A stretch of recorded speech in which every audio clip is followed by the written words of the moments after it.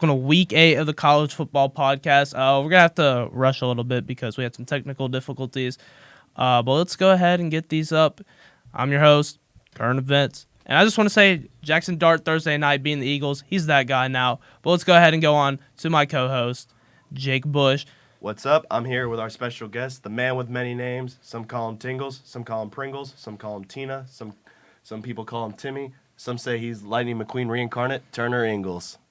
Thanks for having me. It's awesome You're to have welcome. you, You're man.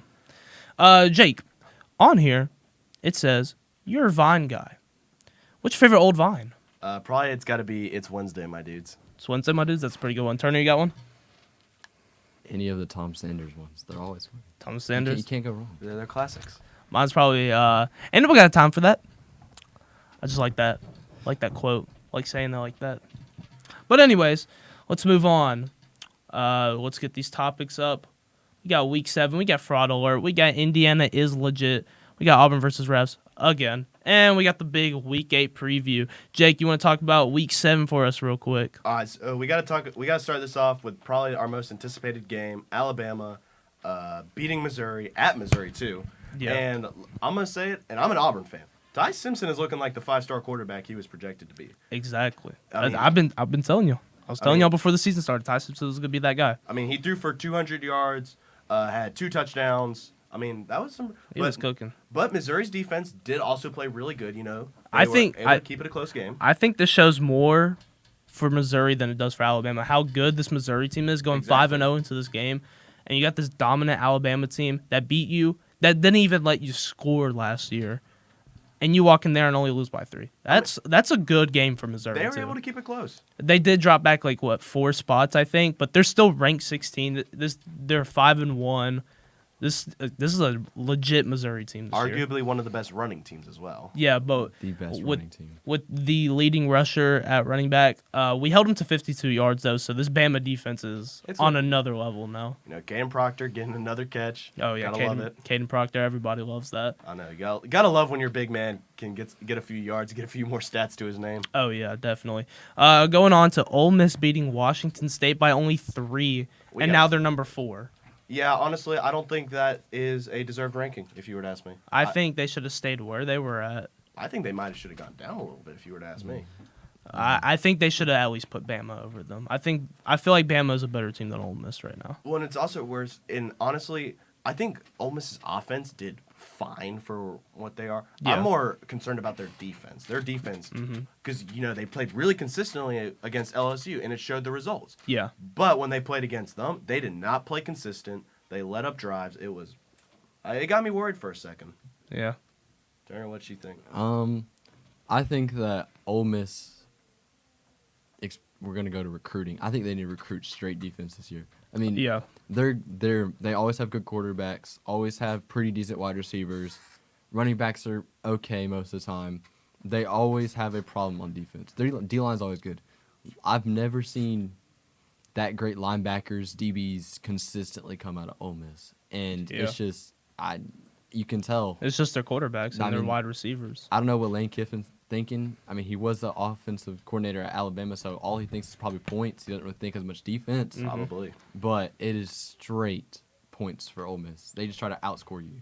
Speaking of Lane Kiffin, Jake, when are we going to get Lane Kiffin on the podcast?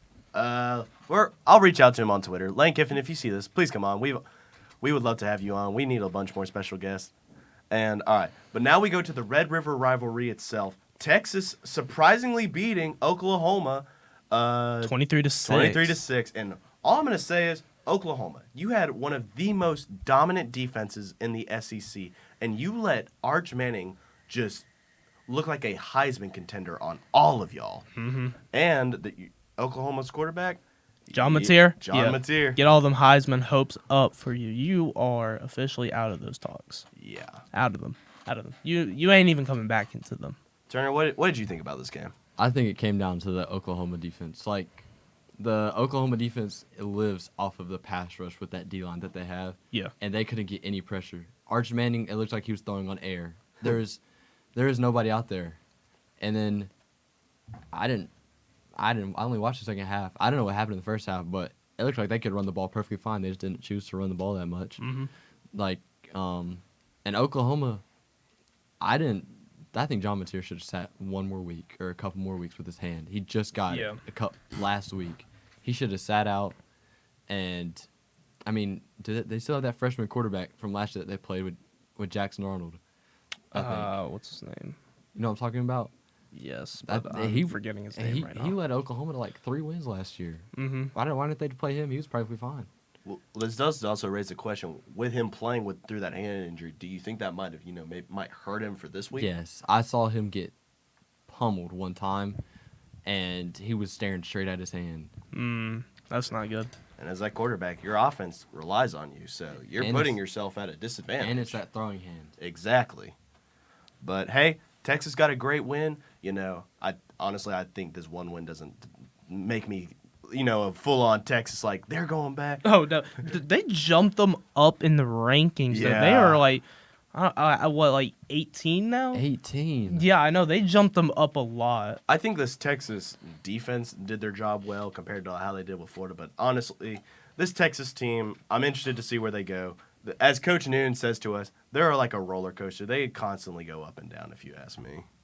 Never mind, I lied. Texas is number 21 right now. They're 21? Okay. That's still too high. Probably still a little. Yeah, They should way be too. unranked right now. Yeah. They lost to Florida. Yeah. All right, going on to Indiana being legit now, beating Oregon. Now, this game was still pretty close. Like, I mean, they didn't beat them last year, and I was think it was a close game last year. Was it? I want to say, but they got that win over Oregon. They look like legit contenders for that Big Ten title up there with Ohio State. Mm-hmm. That head coach has changed something in that program, Yes, And he that no has. drinks. and that awesome quarterback. They have both done something to that program, and because I remember Indiana 2-3 years ago, they were Bad. They were Yeah, they were buns. bad. They were bad. Yeah. They weren't good Well, no. Yeah, they were kind of bad. They had Michael Penix. Yeah, for but 1 year. Yeah. I mean, yeah, and then he went to Washington and cooked up. These games definitely did come down to see who was going to be the more dominant quarterback, Fernando or Dante. And I think, honestly, Fernando just proved I'm that guy. He's that guy. For real. I am that guy. And this game also did come down to defense. Which defense it is going to did. be stronger against the more dominant quarterback, And Dan Landing's defense just didn't do it today. Yeah. But, hey, it's still Didn't a do close game, and it was still a good game. It was a very good game. It was a good game. Going on to, where is it at? Georgia versus Auburn. Auburn against the refs again. We just cannot get lucky with these refs. It is sad to say. Again. I think we got to first start this off. Honestly, what is y'all's opinions? Was it a touchdown or a fumble? Either it's a touchdown or no touchdown. I didn't think it was a fumble. Exactly. I thought it was a touchdown, but if the refs think call it it a fumble, I mean, okay, I looked at it and he was on top of the lineman, and the Georgia player ripped it out of his hands. But my That's thing is that what he did. ripped it out after he was like over the line. for the Exactly. touchdown. That's my thing. So either call it a touchdown or do not call it. And obviously, the biggest controversy of that game is definitely the Kirby Smart saying, "I'm clapping when you're doing it." And now I'm gonna try not to get heated on this because trying to talk about this gets me so heated. I think he is the ultimate gaslighter of the SEC. I'm gonna label him with that because I'm more mad that he continues to try to just justify. I'm clapping. No, you are not. Your hand is like this. Jake, I've seen you clap like that a couple times. When have you ever seen me clap like that? Jake's always like, yeah, good job, guys, good job. Sure. Okay. Whatever. Whoever But- claps like this in the first place, that's not right. Yeah, that's definitely not I don't. right. I definitely don't clap like that. But That's not even Sure, golf sure. people don't even clap like that. I don't know what that is. They go off like this. honestly, I'm more mad at the fact that he's continuing to say he was clapping. I think you should just take the responsibility and say, I called a timeout and I got away with it. Oh well. You gotta do what you gotta do to win. Fair enough. Turner, what'd you honestly think of this game? I think if it did go 17-3 and half, we would have momentum. Exactly. Now, did Auburn sell the bag? Yes. Yes. We had 20 yards of offense in this. We game. Ooh, cannot. 20? I can't. So I y'all- could go out there and run the ball and get 20 yards eventually. The sad thing is with Auburn, Eventually. if we play good, it's always in the first half. once we get to the Yeah. second half, our momentum just. Didn't y'all have a completely game goes. where y'all got like 1 yard in the fourth quarter? Texas A&M? Yes. It is very surprising. Yeah. Auburn not performing in the second half. Normally it's the other way around. Exactly. Usually we're trying to dig ourselves And- out of the hole. Now we're digging ourselves in the hole in the second half. Yes. This season, I don't know. It's It's backwards. Mm-hmm. It's gonna be a rough season. I feel like. All right, let's go on to my favorite part of the show. Let's go on to fraud alert, everybody. Let's get this board pulled up real quick. We're gonna have fun talking about this, Coach. All right, I don't know why it's green like that, but number 1, James Franklin Nah, being nah. fired after losing to Northwestern. Yes. Good. Yes. We are. That is, He deserved that. he cannot win against good teams. No, it's or not- bad teams apparently. Or bad teams. Yeah. I haven't seen not in. I'm still honestly, the loss against Oregon, I can live with that. But the loss against UCLA, you lose to That was a bad loss. a team that doesn't have a head coach, offense coordinator, defense coordinator, Or a Then you- quarterback. Northeastern, or Western? I didn't even know that- Northwestern. I forgot they were Northwestern. even in the Big Ten. Hey, I know. Yeah. I But forgot then about that. North- You Northwest- lose to like- Northwestern. Yeah, it was pretty bad. I could tell he was gone. Number 2, I have Penn State. Obviously, they're what was that 30 or 4 losses in a row now? 3. 3. All right. I think Penn State is like the same thing as Oregon, or not Oregon, Texas. They had all the hype going into the season. Yeah, they were both number 1 and number 2. And it all came downhill. I think that shows with the Penn State defense. They lost Yeah. a lot of guys last year. Yes, I understand you lost a lot of guys. You lost Abdul Carter. You lost some linebackers. You're still Penn State. There's no reason for that. Well, now Drew Aller's out for the season, so I don't know how many more games they're going to They're win. gonna give it to Nick Singleton every time. That is Yeah, the just- only way. Boost his draft stock. That is the only thing y'all have going for that team. Number 3, Bill Belichick and UNC dropped down from number 1 to 3. Man, we have There's- clowned on this guy for like the longest time. Yeah, we're going to go ahead and skip that. Number 4, I have Oklahoma just getting obliterated by a bad Texas team. Yeah, It's not pretty at all. I don't know how you justify that, honestly, because you can't. It's Yeah, you can't. I think they're I'm- just overrated. exact. Just as simple as that. Like they just got. I don't know what happened. They may have got out coached, outplayed. They got out everything. They yeah. they got out waterboyed. It was everything. And then number 5, I have Auburn. 0-3 in conference play right now. Selling the bag in the second half every single game. It's not looking good for them. No, it's not. It's not. It's funny because the joke about Auburn fans being the most loyal fans are true because we have to stick with this Yes, stuff. if you change teams, they're gonna be like, "Oh, what fan base did you come from? Auburn. Please go back to Auburn. We don't want you." Yeah, that's 'Cause we're- true. When's the last time we won consistently with Jared Stidham? Jared Stidham, it's been that long. How old was I? I was 10 years old. We were 10. Dang. I think I was in 5th grade. That was a long time ago. Exactly. Honestly, it's as much as I love our team, I can't wait for basketball season. Todd Pedford, please. Please. He I is don't rolling know. in I the don't know. money Y'all, for us. y'all lost y'all's best player and y'all's head coach, so I don't know. Yeah, we're getting replaced by his son, who he has molded. I guarantee they're gonna just give the exact same strategy since it's Exactly. Yeah. All right, going to week 8 preview. We're gonna have turn to pick a few games because he's only got a couple minutes left. Well, we can 'Cause- probably go to 1 o'clock. We're fine. Let's go to 1. Oh well, me and you, but Turner wants to Yeah, I leave would- early because I he's would- that guy. I would like to go get some snacks at Yeah, absolutely. You, or the Panther. I mean, hey, he's doing something that we can't, so. yeah. that is true. All right, so today we have Louisville at number 2 Miami. Honestly, I don't know why this game's on here. It's definitely going to be Miami. They're the best team in the ACC, but Oh, then again, they don't by really, far. But then again, they don't really have a lot of competition. I That's, thi- yeah, I don't know how. that is my national championship pick. Miami? They are the. I mean, yeah, they had are the biggest, most physical, which is kind of surprising for Miami. Normally, they're more. I'll go throw all over you. I have seen them run the ball all over teams sometimes, and sometimes I see Carson Beck turn into Lamar Jackson. Yeah, that and guy. throw absolute dimes, and then talk about that defense. That defensive Ruben line. Bain Jr. That defensive cooking. line is something else. Yeah, I have 2 I have Carson Beck and Ruben Bain Jr. in my top 5 Heisman Oh, yeah, list they're right my, now. Carson Beck is in my top 5.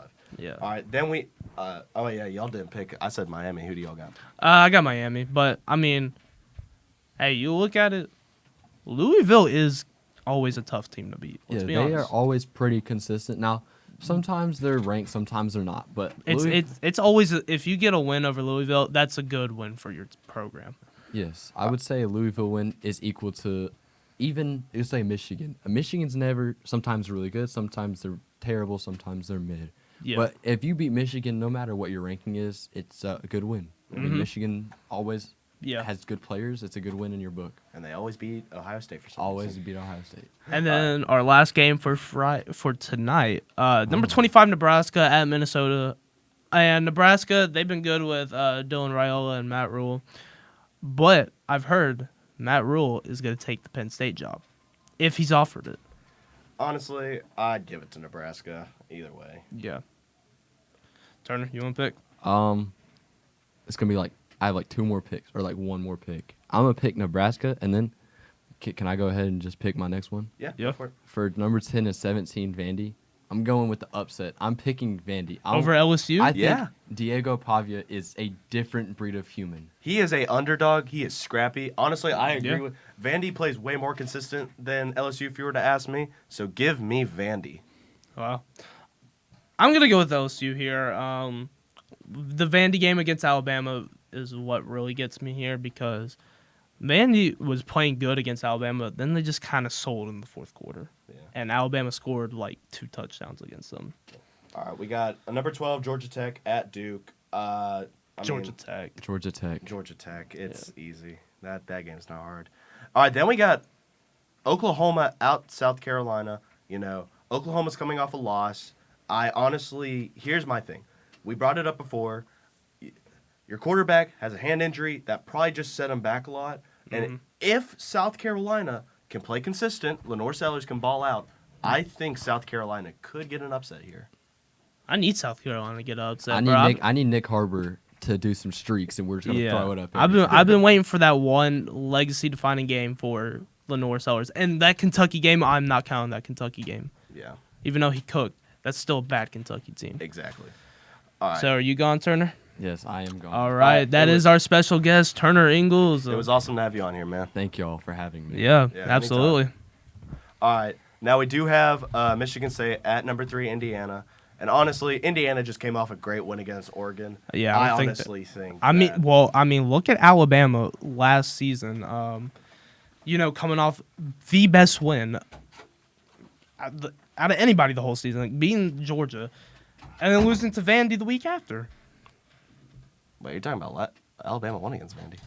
last year. Oh, okay. I was like, what Last do year, you get a really big win, and then you could just lose to one of the worst teams. That is fair, but honestly, this Indiana team just played too consistently. I feel like to do that. Yeah, Like, Fernando is putting up insane numbers. This defense, I think that's like the most points they let up. I think this entire season. oh yeah, definitely. So honestly, I think it's going to be Indiana. I'm gonna give it to Indiana too, but I'm just saying there's a chance for an upset. There always is. All right, now we got Ole Miss at Georgia. Now, I feel like me and you are very concerned about this Ole Miss after what we just saw. Exactly, but I don't know. Georgia allowing Auburn to do that in the first half. I don't know. This could go either way at I this know point. because these teams both, when they play good, they're good. But Yeah. when they play really inconsistently, They're it really shows the inconsistent. holes that are in their offense and defense. I think this is going to be just a coach versus coach game. Exactly. Is Nick Saban's defensive coordinator going to beat his offensive coordinator? And that's That's the competition here. It's who's the next Nick Saban. That's what No. this is what this game is. I'm sorry, but no one is. And I'm an Auburn fan, and I'll say this: there is never going to be a next. Oh, Nick Saban. definitely not. They think they are. Those coaches think they are. They never will. But that's what this game is about. That's what it was last year. And Jackson Dart cooked that Georgia defense last year. That's fair. Honestly, if you were to ask me who I think Ole Miss will get this because I think Ole Miss's defense, when played consistent, Yeah. they are definitely not like on par with Texas A&M, but they are like right behind them. Okay. What do you think? It's at Georgia, but I mean Georgia's home field advantage. I mean, I don't know. If you get a good offense, you can just run through that Georgia team like what Alabama did. Exactly. So this is, I'm not gonna call this. I'm not gonna make a pick for this game because I don't know who to decide for this game. Boo. Oh, I have to pick. Okay, Josh is forcing me to pick. I don't think Georgia will allow a second home loss like that to a good SEC team. I think Georgia's defense will lock in All right. and get that dub. All right. Now we got Ohio State at Wisconsin. I mean, Yeah, this Wisconsin team has been just bad. well. Okay, at first they were looking good. They were up there with Bama in that game for a little bit, and then the next week they got blown up by Maryland. Mm-hmm. So yeah, give me Ohio State Ohio State. by a few scores. But honestly, I still believe this. Ohio State, I don't know if they really deserve to be the number one team. They beat the number one team in Texas. Texas is not Texas. That's all I'm gonna say. Texas. They beat Illinois. They beat a very inconsistent Illinois team. That's their only two good wins they have so far. So. Oh no, the polls this year have been really interesting. Oh, they have. You get one good win, you jump up to like number 15 instantly. We saw Arizona, like someone like a team like Arizona State, literally lose to Mississippi State, get out, and then like 2 weeks ago, climb right back up. Yeah, we saw it with Texas this week. Oh, One team South Florida was in it for a week after. Didn't they come back too? They beat Florida and then they got blown out by Miami. Uh-huh. That was just weird. Yeah. But our next game, number 7 Texas Tech. I thought that said number 7 Texas. Texas Tech. At Arizona State, by the way, Texas Tech has just been under the radar all season. But they've been a good team all season, I feel like. Exactly. I mean, We have not given them the credit they deserve, I feel like. number 7 though, that's pretty high. That's great for Texas Tech. Mahomes never did that. No, I think the last time they were this high, they had Michael Crabtree. Yeah. I know Arizona. I'm pretty sure Arizona State's coming off a win after this game, but I think number 7 Texas Tech will probably have this one if you were to ask me. I think Texas Tech has this easy. All right, now an actually good game. One that might, if Notre Dame loses, might show they don't deserve to be in the top 25. We have a number 20 USC at a number 13 Notre Dame. Honestly, here's my opinion. I think USC might get this game. I mean, this is a really big rivalry. This is probably USC's second biggest rivalry behind UCLA. Exactly. These teams hate each other. They're gonna play like they hate each other. We might see a few brawls. It's gonna be a good game. I'll tell you that. It's at Notre Dame. Notre Dame has not looked like Notre Dame. Notre Dame has not had a good defense. I feel like this USC offense could get past Notre Dame's defense easily. Exactly. So I'm gonna take Notre Dame on this one, but it's gonna be a good close game. Now, probably I'm gonna dub this the game of the South for this week. We got number 11 Tennessee at a number 6 Alabama. Two of probably the most, I feel like, offensively consistent teams. Yeah, definitely. I would say that. The real question is, how is Caden Proctor going to be used as a wide receiver, quarterback, running back, whatever? Let's put him at tight end. Let's just finish it out. Give him a tight end. Let's put him on the defense. Why not? He is, as I've been also dubbed, the Swiss Army knife. Knife. Yeah, he is the Swiss Army knife of the offense for Alabama. He is. That's great. Honestly, here's my thing, though. I think Bama's defense is way more consistent. Because we saw with Mississippi State, Tennessee has cracks in their defense. Oh, yeah. They have played super... What was it? What did they play last week? They played Arkansas. Yeah, Arkansas. Close game against Arkansas. Going to overtime against Mississippi State. Now, Mississippi State I could understand, but that close. But these are low-tier SEC teams we're talking about. We're talking about at number 6 Alabama. Yeah. They haven't won at Alabama in, like, over 15 years. Yeah, and honestly, Tennessee has a good offense, but it doesn't matter because I think Alabama's defense just plays more consistent. Definitely. And when your defense plays more consistent, that allows your offense to play against an inconsistent defense and score some points. So, honestly, I'm going to take Bama on this one. Yeah, definitely. Bama's defense is gonna be the main factor here. If Tennessee's O-line can't hold up, that Bama defensive line is gonna eat Joey Aguilar up. He's gonna get sacked. If their O line can't hold up, he's gonna get sacked at least 5 times this game. And they do have a problem with holding. That has Ooh, kind of holding? killed them on Okay. drives. All right, now we get to 16 at Auburn at Jordan Hare. I love my Auburn Tigers. I love them, but the problem is we are not consistent with the second half. And honestly, this Missouri team plays every half, every quarter at 110%. They do. They played 110% the whole game against Alabama. Exactly. Alabama played 120% though. I will say that. But this Missouri team going 5-0, having a close loss at home against Bama, going into Jordan Hare. Auburn's 0-3 in the conference right now. I think they go 0-4, and this is a pretty bad loss for Auburn right here for me. Yeah, and like I said, I love our offense has trouble scoring. Our defense, and I honestly think it's the defense that struggles the most in the second half because they play so consistently in the first, and then they drop. And this is a team, honestly, where if you're playing against the top running team in the SEC, you cannot drop. You can't. And if they can't guard this Missouri running back in the second half, he might have a 200-yard game. And I'm sorry, and I love my Auburn Tigers, but I honestly think that this will go to Missouri. Yeah, I think. Definitely Missouri on this one.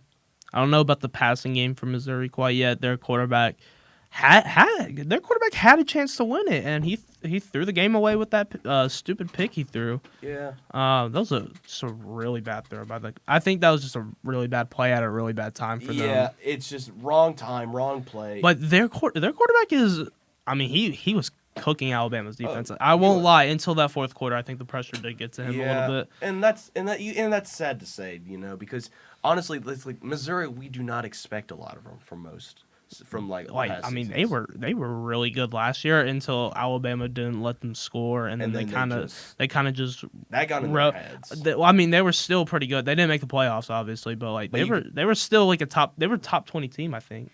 Yeah, but you could also just tell that loss got in their head. Oh, definitely. Well, I mean, but this is this team. I think this Auburn team is just not good. Hugh Freeze, you're in the hot seat right now, and I'm not afraid. Yeah. I've had my issues with Hugh Freeze, but he's in the hot seat. Bring Cadillac back. Cadillac. Bring me Cadillac back. I miss Cadillac. Oh man, but yeah, that goes over our Week 8 games. Yeah.